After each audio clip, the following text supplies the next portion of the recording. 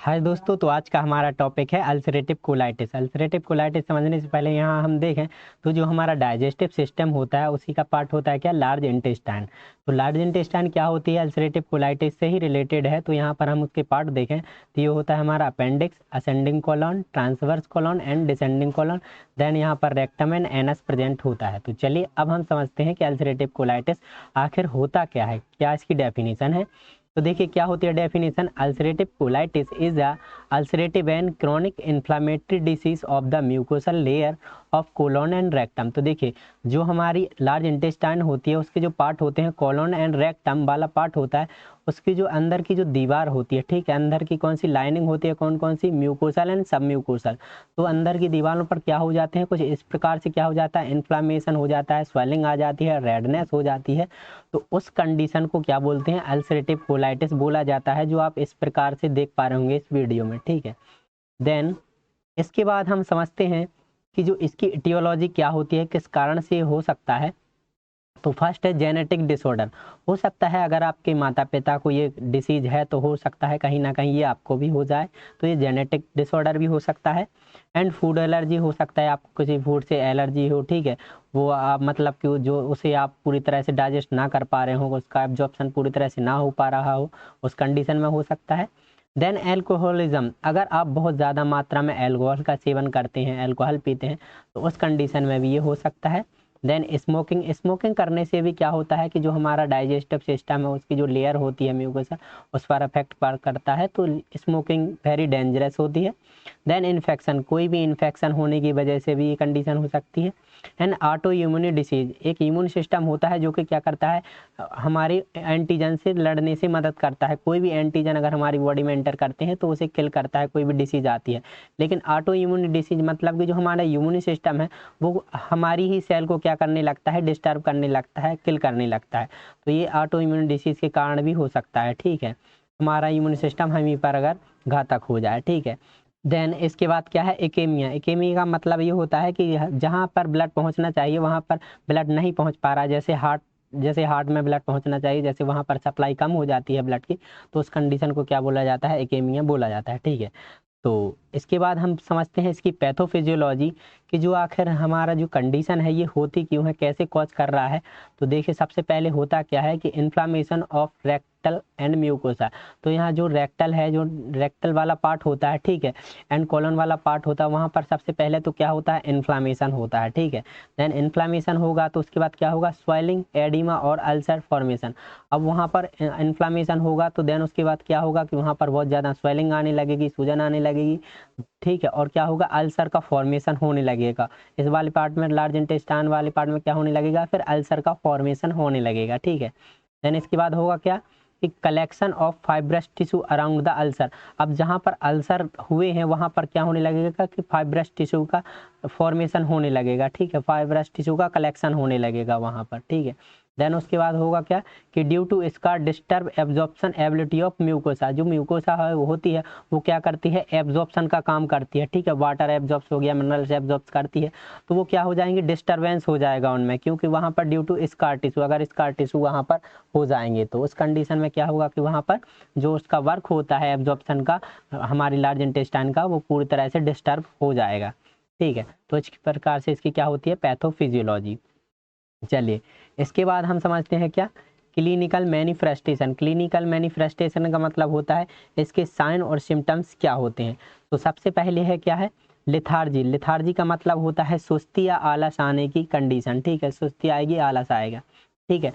Dehydration मतलब कि ये होता है कि आपकी जो बॉडी में पानी की बहुत ज़्यादा कमी होने लगेगी, पानी की कमी, ठीक है। देन उसके बाद क्या है, पेन ड्यूरिंग डेफिगेशन, मतलब कि स्टूल पास आउट करते समय क्या होगा कि वहाँ पर आपको बहुत ज़्यादा पेन होगा स्टूल आउट करते समय, ठीक है, बहुत ज़्यादा सूजन होगी, कब्ज की समस्या भी होगी, ठीक है।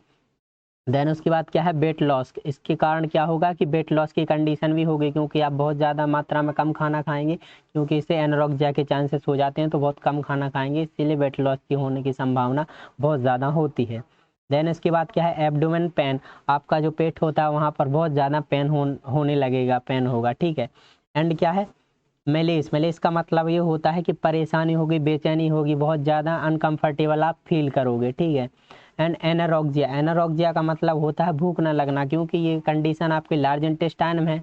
लार्ज इंटेस्टाइन अगर अपना पूरा तरह से वर्क नहीं करेगी, वहाँ पर इन्फ्लामेशन होने की वजह से जो फूड का एब्जॉर्प्शन होता है पूरी तरह से नहीं होगा, तो आपको भूख नहीं लगेगी। उसके कारण क्या हो सकता है कि एनारोक्सिया भी हो सकता है। देन वीकनेस, कि वीकनेस आ जाएगी, बहुत ज़्यादा काम करने में मन नहीं लगेगा और ताकत बिल्कुल शरीर से हट जाएगी, नहीं रहेगी, ठीक है, एनर्जी पूरी तरह से चली जाएगी। देन इसके बाद हम बात करते हैं डायग्नोस्टिक इवैल्यूएशन की, कि हम कैसे कैसे पता कर सकते हैं कि व्यक्ति को क्या है, ये कंडीशन है, ठीक है। तो सबसे पहले हम फर्स्ट क्या है हमारा हिस्ट्री कलेक्शन। सबसे पहले तो हम हिस्ट्री कलेक्ट करेंगे पेशेंट की present history and past history में पहले कोई डिसीज़ तो नहीं थी, या कोई मतलब मेडिसिन तो नहीं ले रहा है मरीज कोई भी डिसीज़ की। देन उसके बाद क्या है फिजिकल एग्जामिनेशन करेंगे, अल्सरटेशन, पाल्पेशन, परकशन जो भी होते हैं। देन उसके बाद क्या होता है सीबीसी टेस्ट होता है, कंप्लीट ब्लड काउंट, हम वो करेंगे, ठीक है। देन उसके बाद एंडोस्कोपी की जाती है, एक एंडोस्कोप के जरिए जिसमें लाइट लगा होता है, कैमरा लगा होता है, तो उससे क्या होता है एग्जामिनेशन किया जाता है, ठीक है। देन उसके बाद क्या है एब्डोमिनल एक्सरे, हम जो पेट होता है हमारा उसका एक्सरे भी करवा कर देख सकते हैं, उसमें भी पता चल जाता है। देन इसके बाद क्या है बायोप्सी। बायोप्सी में होता क्या है कि वहाँ पर्टिकुलर एरिया पर जहाँ पर जैसे कि कॉज हुआ है, इन्फ्लामेशन हुआ है, वहाँ का टिश्यू निकाल कर वहाँ का एग्जामिनेशन किया जाता है, ठीक है, ठीक है। एंड अल्ट्रासोनोग्राफी भी की जाती है। अल्ट्रासोनोग्राफी के बाद हम सिग्मोइडोस्कोपी की जाती है। सिग्मोइडोस्कोपी में भी क्या होता है कि एनस रेक्टम के जरिए एक ट्यूब होती है, उसमें कैमरा लगा होता है और लाइट लगी होती है, उससे एग्जामिनेशन कर सकते हैं। देन उसके बाद क्या हो सकता है सीटी स्कैन भी किया जा सकता है। देन उसके बाद एमआरआई भी हम कर सकते हैं। तो ये क्या होते हैं डायग्नोस्टिक इवैल्यूएशन होते हैं कुछ, जिससे हम पता कर सकते हैं कि बीमार जो डिसीज है वो कैसे है और किस कंडीशन में हुई है, ठीक है। इसके बाद हम बात करते हैं किसकी मैनेजमेंट की, कि इसका हम मैनेजमेंट कैसे करेंगे। तो सबसे पहले है क्या एंटी डायरियल ड्रग। तो सबसे पहले हम डायरिया को रोकने के लिए एंटी डायरियल ड्रग जो भी होती हैं वो प्रेस्क्राइब करेंगे। देन इसके बाद क्या है एंटीबायोटिक, जो भी बैक्टीरियल इन्फेक्शन की वजह से अगर इन्फ्लामेशन हुआ है तो हम एंटीबायोटिक्स भी प्रेस्क्राइब कर सकते हैं, ठीक है, एंटीबायोटिक देंगे। देन उसके बाद क्या है एनाल्जेसिक, दर्द को जो दर्द निवारक पेन किलर होती हैं वो मेडिसिन हम देंगे। एंड क्या है एंटी एस्प्रामोडिक ड्रग्स, तो ये भी हम देंगे। एंड आयरन सप्लीमेंटेशन, मतलब कि आयरन सप्लीमेंट जिसमें आयरन की मात्रा भरपूर मात्रा होती है, हम वो डाइट प्रेस्क्राइब कर सकते हैं। देन इसके बाद क्या है ब्लड ट्रांसफ्यूजन नेसेसरी, अगर क्या हो सकता है कि ब्लड की ज़रूरत होती है, खून चढ़ाने की ज़रूरत पड़ सकती है इस कंडीशन में, ठीक है, क्या हो सकता है इस कंडीशन में खून चढ़ाने की भी कंडीशन हो सकती है, क्योंकि क्या होगा कि स्टूल के माध्यम से ब्लड का भी लॉस हो सकता है, ठीक है, इस कंडीशन में अगर ये डिसीज हुई है तो।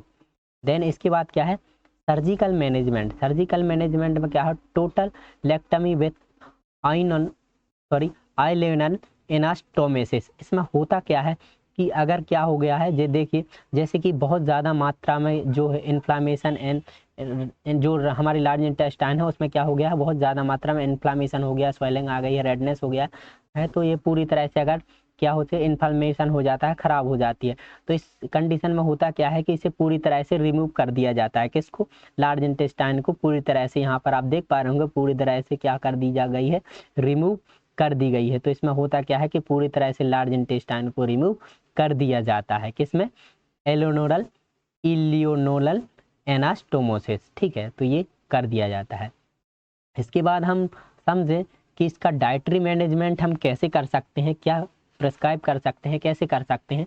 तो सबसे पहले डाइटरी मेजर में हम मैनेजमेंट में देखें तो क्या है complete restriction of alcohol and smoking. तो इसमें हमें व्यक्ति को क्या करना है कि जो भी शराब पी रहा है और एल्कोहल का सेवन, मतलब कि एल्कोहल का सेवन कर रहा है और स्मोकिंग कर रहा है, उसे कम्प्लीटली अवॉइड करना है, प्रतिबंध करना है, उसे ये नहीं करने देना है जरा भी, क्योंकि ये एल्कोहल और स्मोकिंग बहुत ज़्यादा खतरनाक होते हैं हमारी सेहत के लिए, ये डायरेक्ट हमारे डाइजेस्टिव सिस्टम पर अटैक करते हैं, तो ये हमें अवॉइड करना है, ठीक है। And encourage the patient to take plenty of oral food, हमें अधिक मात्रा में तरल पदार्थ देने हैं, वो भी माउथ के जरिए, और ओरल फूड देने हैं, ठीक है। देन इसके बाद क्या है increase iron intake in diet, हम व्यक्ति की डाइट में आयरन को बहुत ज़्यादा इंक्रीज करेंगे, आयरन की मात्रा ज़्यादा देंगे, ठीक है। देन इसके बाद क्या है avoidance of hot and spicy food, हमें गर्म मसालेदार भोजन जो भी होते हैं उन्हें बिल्कुल भी नहीं देना है अगर पेशेंट को ये कंडीशन है, ये डिसीज़ है क्या लार्ज इंटेस्टाइन से रिलेटेड, तो हमें ये बिल्कुल भी अवॉइड करना है। तो thank you for watching my video. अगर वीडियो पसंद आई हो तो आई होप हमारे चैनल को आप लाइक एंड सब्सक्राइब जरूर करेंगे।